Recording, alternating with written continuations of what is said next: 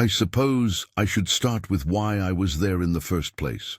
My name is Daniel Chen, and 3 years ago I made a decision that everyone in my life thought was a mistake. I left my job as a software engineer in Minneapolis, sold everything I owned except for what could fit in my truck, and drove north until the roads turned to gravel, then dirt, then nothing at all. The cabin I found was more of a shack, really. 47 miles from the nearest town, nestled between towering pines and a frozen lake that stretched beyond what my eyes could see. The previous owner had died the winter before, and his family just wanted it gone. $8,000 cash, and it was mine, along with 23 acres of wilderness that felt like the edge of the world. People asked me why. My sister Sarah called me every week for the first month, begging me to come back. My parents sent letters. Friends stopped by the cabin once, took one look at the place and never returned.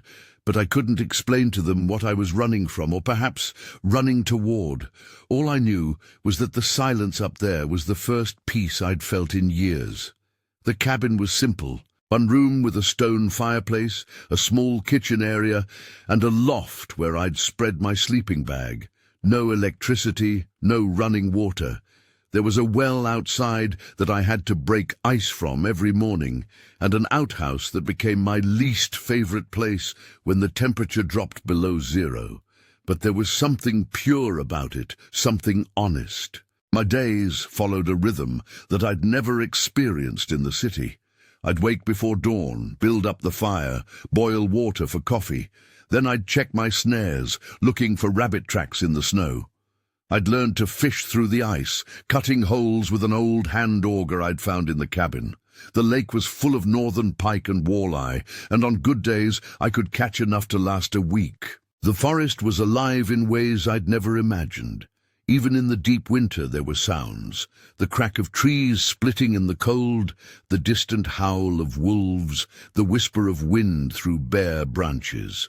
Sometimes I'd hear the heavy footsteps of moose, or catch a glimpse of white-tailed deer picking their way through the underbrush. I'd been living there for 8 months when I first noticed the tracks. It was early February, and we'd had a heavy snowfall the night before.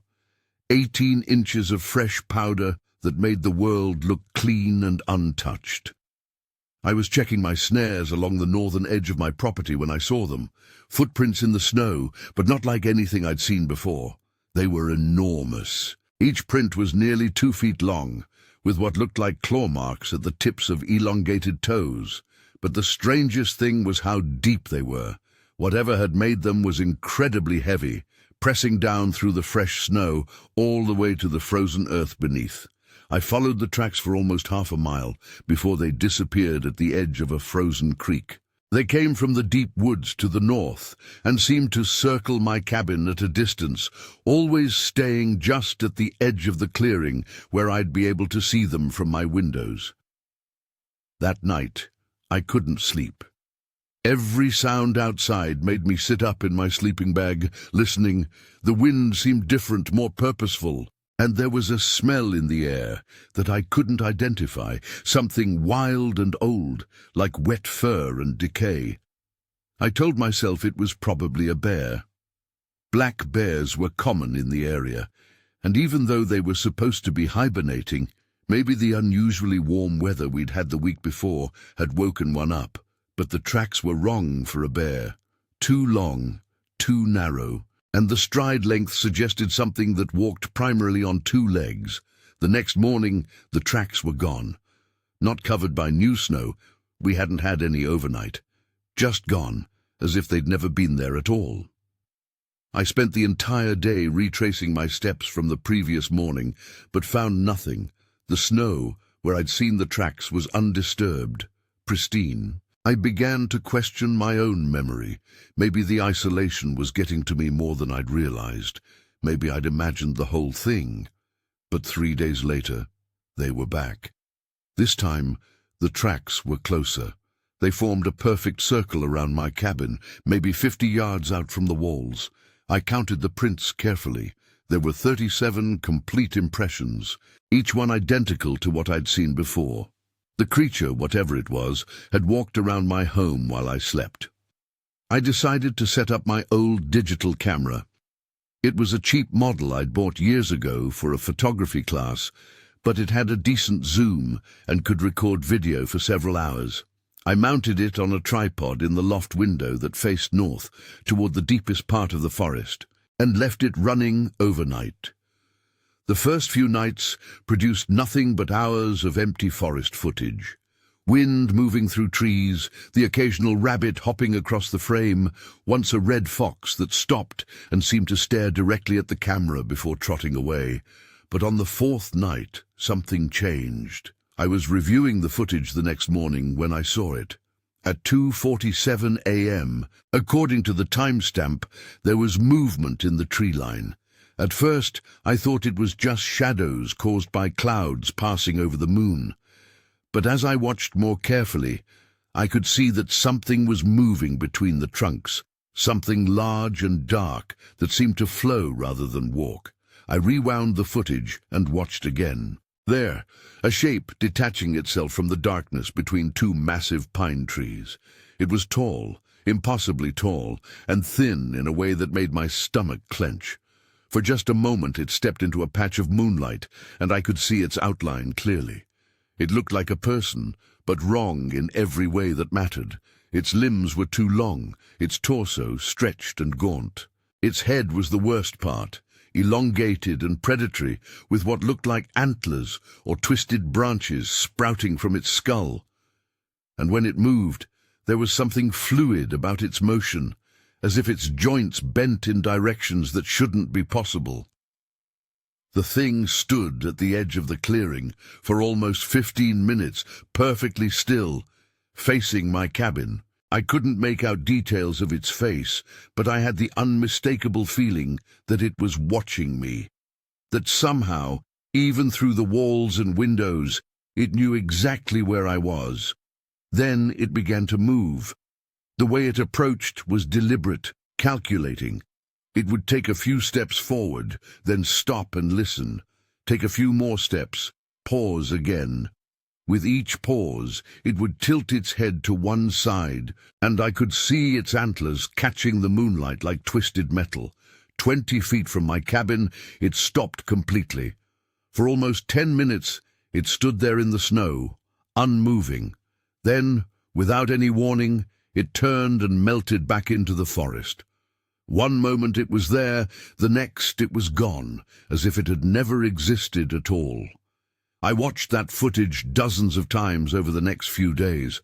I enhanced it, slowed it down, zoomed in until the pixels became meaningless noise, but I couldn't convince myself that what I'd seen wasn't real. The shape was too consistent, too deliberate. And there was something about its movement that spoke to a terrible intelligence.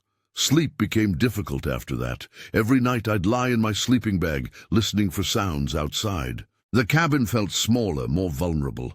I started keeping a fire burning all night, and I moved my axe to within arm's reach of where I slept. The tracks appeared more frequently now. Sometimes they were the large, impossible footprints I'd first seen. But other times, they were different. Human-sized boot prints that seemed to pace back and forth in front of my door. Small, delicate prints that looked almost like a child's bare feet, though no child could survive barefoot in the Minnesota snow. And once, prints that looked exactly like my own boots, as if something had been mimicking my footsteps. I started setting the camera up in different locations around the cabin, trying to get better footage. And slowly, over the course of several weeks, I began to capture more encounters. The thing, I'd started thinking of it as the Watcher, appeared almost every night now. Sometimes it would emerge from different parts of the forest, but it always followed the same pattern. It would observe the cabin from a distance, then slowly approach, then retreat back into the darkness. But its behavior was changing. It was getting bolder. On a particularly cold night in March, when the temperature had dropped to 20 below zero, I woke to the sound of something moving on my roof. Heavy footsteps, pacing back and forth above my head. I lay frozen in my sleeping bag, listening to the creaking of the old wooden beams as whatever was up there shifted its weight. The footsteps stopped directly above where I lay. For what felt like hours, there was silence. Then I heard a new sound, a low, rhythmic tapping, as if something was drumming its fingers against the roof. The rhythm was almost hypnotic, and I found myself listening to it despite my terror. When morning came, I climbed up onto the roof using an old ladder I'd found behind the cabin. The snow up there was disturbed, packed down by something heavy. But strangest of all were the scratches in the wooden shingles, long, deep gouges that looked like claw marks, but arranged in patterns that seemed almost deliberate, like writing in a language I couldn't understand.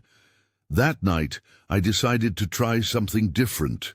Instead of hiding inside and recording from the windows, I set the camera up outside, mounted on a tree at the edge of the clearing. If the watcher wanted to observe me, then I would observe it right back. The footage from that night changed everything.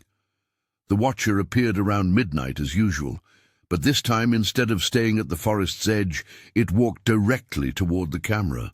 As it got closer, the details became horrifyingly clear. Its skin was grey and mottled, stretched tight over bones that jutted at unnatural angles. Its face was the worst part, sunken cheeks and hollow eye sockets, but with eyes that gleamed with an intelligence that was completely alien. Its mouth was too wide, filled with teeth that looked more like yellowed bone fragments than anything meant for eating, but it was the antlers that made me understand what I was dealing with. They weren't antlers at all, but twisted pieces of wood and bone growing directly from its skull in a crown of decay. Small animals hung from the points, dead rabbits and squirrels, their fur frozen and matted with ice. The creature stopped directly in front of the camera and stared into the lens.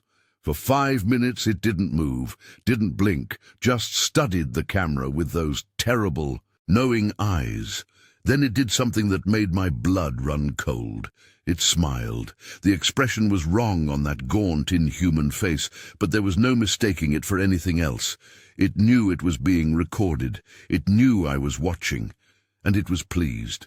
Then it reached out with one elongated finger and touched the camera lens.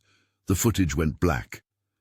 When I retrieved the camera the next morning, I found it exactly where I'd left it, apparently undamaged. But when I tried to review the footage, the file was corrupted. Hours of recording reduced to digital noise and fragments of distorted images, all except for one frame. Buried in the corrupted data was a single clear image.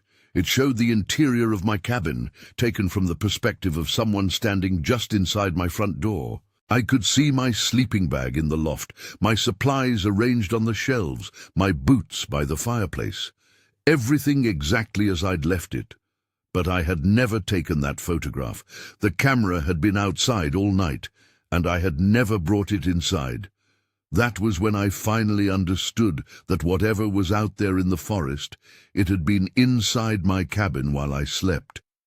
It had stood in my home, watching me, close enough to touch me if it wanted to.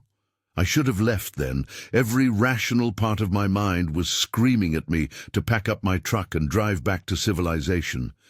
But something kept me there.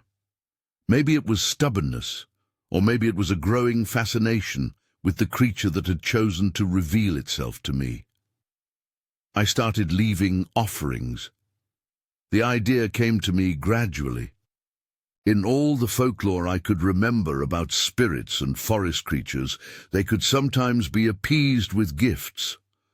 I started small, scraps of food left on a stump near the tree line, pieces of bread, strips of dried fish, sometimes a portion of whatever I'd caught or trapped that day. The offerings were always gone by morning, though I never saw what took them. But the watcher's behavior began to change. It still appeared every night, but it seemed less aggressive, more curious. Sometimes it would approach the cabin and simply stand there, as if waiting for something. One night, I made a decision that probably saved my life or doomed it completely, depending on how you look at it. I opened the door. The watcher was in its usual spot at the edge of the clearing, barely visible in the moonlight.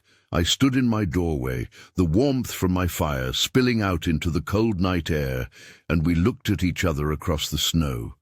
For a long moment, neither of us moved. Then, slowly, the creature began to approach. Each step brought it more clearly into view, and I could see details that the camera had never captured.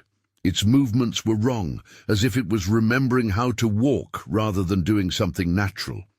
Its breathing created clouds of vapor in the cold air, but the vapor was dark, almost oily. It stopped 10 feet from my door, and we stared at each other. Up close, I could see that its eyes weren't just hollow. There was something moving in those depths, like shadows writhing behind glass. "What do you want?" I whispered, though I don't know why I expected an answer. The creature tilted its head, and I heard a sound like wind through dead leaves. It took me a moment to realize it was trying to speak.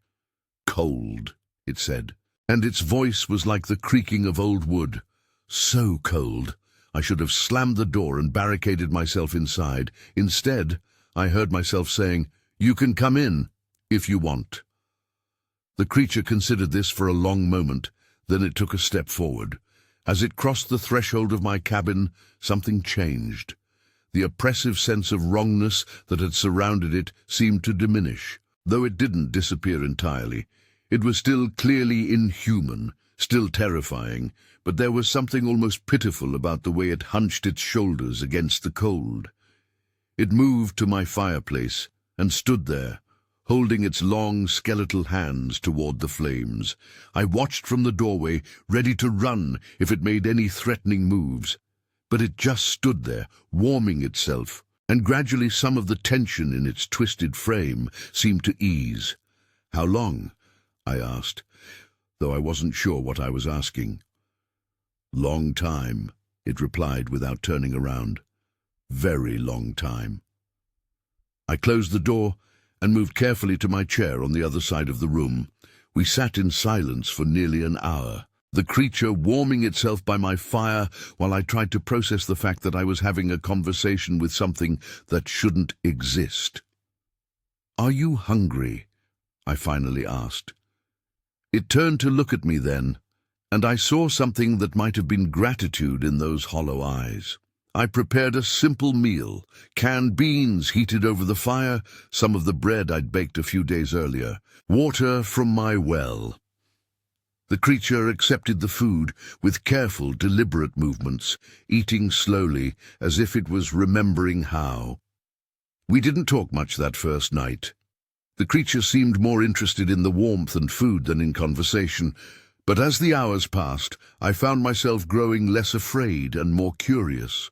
There was an ancient sadness about it, a weariness that spoke of long years alone in the cold forest. When dawn began to lighten the eastern sky, the creature stood and moved toward the door. "Will you come back?" I asked. It paused at the threshold and looked back at me. "If welcome," it said. "You're welcome," I told it and meant it. The creature nodded once and stepped out into the morning snow. I watched from my window as it walked to the edge of the clearing, then seemed to simply dissolve into the shadows between the trees. That was the beginning of the strangest friendship of my life. The Watcher, though I started thinking of it simply as my visitor, returned the next night and the night after that. Our routine became as regular as the sunrise. It would appear at the edge of the clearing around midnight. I would invite it in, and we would spend the dark hours together in comfortable silence. Gradually, it began to talk more. Its voice was always that same dry whisper, like wind through autumn leaves. But I learned to understand its rhythms. It spoke in fragments, incomplete thoughts that I had to piece together to understand. It told me about the forest, about animals I'd never seen and places I'd never been. It knew every tree, every stream, every hidden valley for miles around. It had watched the seasons change for longer than I could comprehend, had seen the forest grow and change and adapt, before it said one night, staring into the flames. Before the noise, before the roads, when the forest was whole. I began to understand that whatever it was, it had been here for a very long time. It remembered when there were no cabins, no hunters, no roads carved through the wilderness. It spoke of a time when the forest was deeper, wilder, more alive. People came, it continued, brought iron, brought fire, forest, diminished. "Are you angry about that?" I asked. It considered the question for a long time. "Not angry," it finally said. "Sad, lonely." I started to understand why it had been watching me. I wasn't just another intruder in its domain. I was someone who had chosen to live simply, quietly, in harmony with the wild place it called home. In my small way, I was trying to be part of the forest rather than separate from it. As the weeks passed, my visitor began to show me things. It would lead me through the forest at night, moving through snow and undergrowth with impossible silence. It showed me hidden springs that never froze, even in the deepest winter. It led me to trees that were older than European settlement of the continent, massive pines and oaks that stood like ancient cathedrals in the darkness. One night, it brought me to a clearing I'd never seen before, though I thought I knew every inch of my property. In the center of the clearing was a ring of standing stones, each one carved with symbols that looked like no writing I'd ever seen. "Old place," my visitor said. "Sacred place. People knew once. Remembered."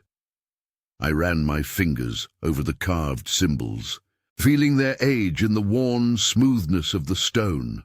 What happened to them, the people who made this? "Forgot," it said simply. "Chose to forget." Another night, it led me to a cave hidden behind a waterfall that had frozen into cascades of ice.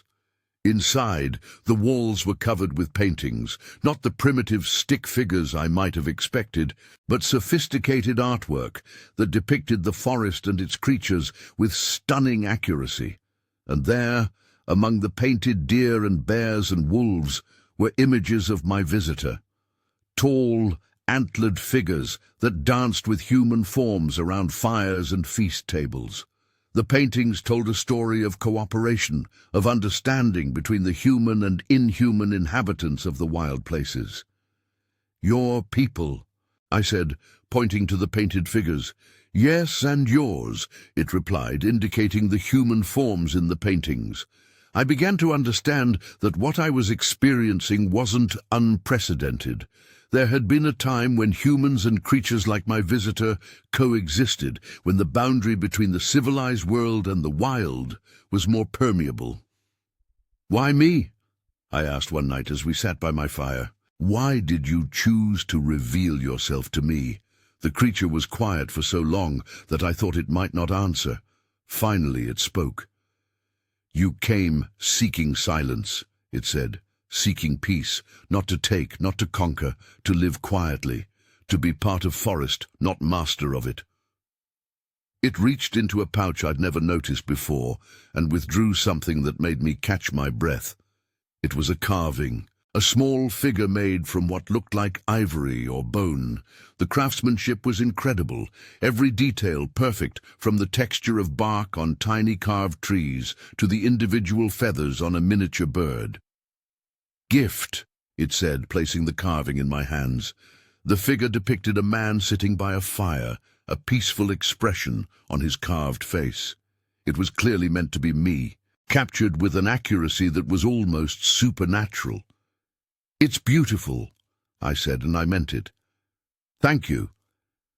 The creature nodded and returned to staring at the fire, but I could see something that might have been satisfaction in its ancient features. As winter began to fade into spring, I noticed changes in my visitor. It seemed more substantial somehow, less like a shadow that might disappear at any moment. The wrongness that had initially surrounded it had almost completely faded, replaced by something that felt natural, if not entirely human. It began helping me with practical tasks around the cabin. It would arrive to find my firewood neatly stacked, or my snares repaired with materials I didn't recognize, but that worked better than anything I'd been using. Once, I woke to find fresh fish laid out on my doorstep, lake trout of a size I'd never been able to catch myself. When I thanked it for these gifts, it would just nod and change the subject. But I could see that helping me gave it something it had been missing for a long time. Purpose, maybe, or simply companionship. One evening in early April, as the last of the snow was melting into muddy streams, my visitor arrived looking different. There was an urgency about it that I'd never seen before, a restless energy that made it pace around my small cabin rather than settling by the fire. "Change coming," it said, when I asked what was wrong. "What kind of change?" "Spring change. Life change." It stopped pacing and looked at me directly. "Time for me to go." The words hit me like a physical blow. Over the months, I'd grown more comfortable with my strange friend than I was with most human beings. The thought of losing that companionship was genuinely painful. "Go where?" I asked. "Deeper forest, far from roads, from noise, places where old things still live." I understood. As spring arrived, the forest would become more active. Hikers and campers would venture further from the roads. My visitor couldn't risk being seen by others who might not understand, who might react with fear or violence. "Will you come back?" I asked, the same question I'd asked that first night. "Someday," it said, but something in its tone suggested that someday might be a very long time away. We spent the next 3 nights together, and they were the most peaceful I'd ever experienced. We didn't talk much. There didn't seem to be a need for words. We just shared the warmth of my fire and the comfortable silence that had become our friendship. On the last night, my visitor brought me another gift. This one was larger than the first carving, wrapped in what looked like deerskin, but felt like something finer, more valuable. Inside was a walking stick carved from dark wood, its surface covered in the same symbols I'd seen on the standing stones. The craftsmanship was extraordinary, every line and curve perfectly balanced, the wood polished to a deep shine that seemed to glow in the firelight. "For walking far paths," my visitor said, "for finding way when lost." I ran my hands over the carved symbols, feeling their power in a way I couldn't quite explain. "I don't know how to thank you for everything," I said. "Live well," it replied. "Remember forest. Remember old ways." The next morning I woke to find my visitor gone. There was no dramatic farewell, no last glimpse of it disappearing into the trees. It was simply no longer there, as if it had never been there at all. But the carvings remained, and the walking stick, and the memories of those quiet nights when I'd learned that the world was stranger and more wonderful than I'd ever imagined. I stayed in the cabin for another 2 months after that, but it wasn't the same. The forest felt empty without my visitor's presence. The silence that had once been peaceful now felt lonely, oppressive. I found myself watching the tree line every night, hoping to see that familiar figure emerge from the shadows. Eventually, I made the decision to return to civilization, not to my old life, that was gone, as thoroughly as if it had never existed, but to something new. I sold the cabin to a young couple from Duluth who wanted to try homesteading. I kept the carvings and the walking stick, but I told them nothing about my visitor. Some stories are too precious to share casually. I live in a small town now, close enough to the forest that I can visit whenever I need to remember. I work as a carpenter, creating things with my hands, trying to capture some small fraction of the artistry my visitor showed me in those carved gifts. And sometimes, on nights when the moon is dark and the wind is right, I think I see a tall figure moving between the trees at the edge of town. I never approach. I understand now that our time together was a gift, complete in itself, not something to be grasped at or repeated. But I still have the carvings, and they remind me that the world is full of wonders we've forgotten how to see, that there are creatures older and wiser than ourselves, living quietly in the places we've abandoned or ignored, and that sometimes, if we're very quiet and very patient, they might choose to share their secrets with us. The walking stick sits by my front door now, ready for the day when I might need to find my way on far paths again. And every time I look at it, I remember my visitor's words about living well and remembering the old ways. I keep that promise as best I can. I live simply, take only what I need, and try to listen to the wisdom of wild places. And sometimes, when I'm deep in the forest with no one around for miles, I leave small offerings on tree stumps. Pieces of bread, strips of dried fish, sometimes just a cup of water from a clear stream. They're always gone by morning, but I never see what takes them. And that's exactly as it should be. The forest keeps its secrets, and some mysteries are more beautiful when they remain unsolved. But I know now that I was blessed to witness something rare and precious, a moment when the boundary between the human world and the wild became permeable, when understanding passed between species that evolution had separated by millions of years. I think about that blessing every day, and I carry it with me like a flame that never goes out. And sometimes, in the darkest nights when the world seems too harsh and too loud, I remember the peace I found in that small cabin, sharing silence and firelight with a creature that shouldn't exist but did. And I know that miracles are still possible in this world. We just have to be quiet enough to notice them. The years have passed since then, and I've never spoken of my visitor to another living soul. Who would believe such a story? Who would understand that what I experienced wasn't horror, but grace? The creature that folklore calls monster became my teacher, my friend, my guide to understanding that the natural world holds wisdom we've forgotten in our rush toward progress. I'm older now, my hair touched with grey, my hands weathered from honest work. The small town where I settled has grown around me, but I've remained constant, the carpenter who lives simply, who takes long walks in the forest, who sometimes disappears for days at a time and returns with a peaceful expression that makes people wonder where I've been. Last week a young woman came to my shop asking me to build her a cabin. She wanted to live alone in the woods, she said, to find silence and peace away from the noise of the modern world.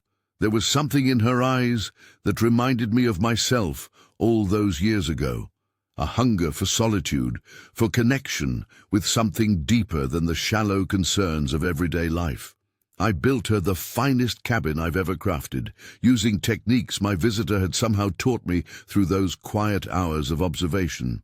Every joint perfect, every beam placed with reverence for the wood that had given its life for shelter.